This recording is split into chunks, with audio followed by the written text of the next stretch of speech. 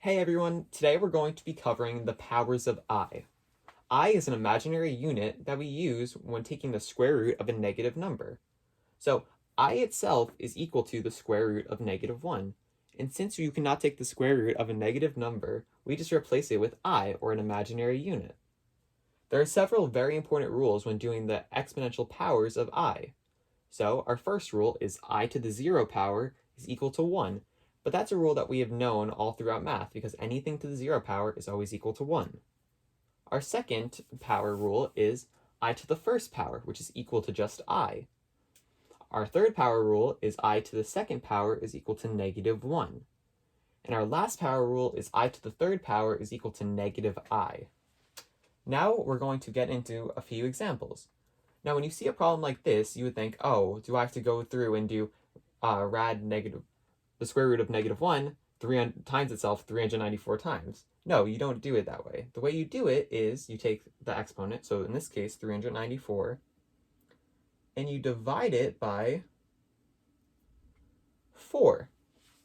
Now, when you do this, it is just going to give us 98 with a remainder of 2. Now, this remainder of 2 is very important because it tells us what power rule we are going to use. So, since it has a remainder of 2, we are going to use the I squared power rule. So, it is just going to be -1. So, this entire thing is going to be equivalent to -1. Okay, moving on to our next example, we have I to the 16th power. Now we're going to go about this problem the same exact way, doing 16 divided by 4, which as we know is just 4, with a remainder of 0. Now since it has a remainder of 0, we're going to use our I to the 0 power rule, and that's just going to be equivalent to 1. So I to the 16th power is just equivalent to 1. So in our third example, we have I to the 37th power, and this, we're just going to go about solving the same exact way. So we take 37 and divide it by 4. And as we know, 37 divided by 4 is 9, which is just going to give us 9 times 4 is 36. So it's going to give us a remainder of 1. So this remainder of 1 tells us we are going to use the I to the first power rule.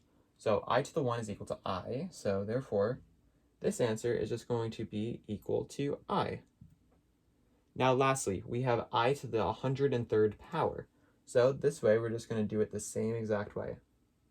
So we take the 103 and divide it by 4. And as we know, 103 divided by 4 is just going to give us 25, because 25 times 4 is 100, with a remainder of 3.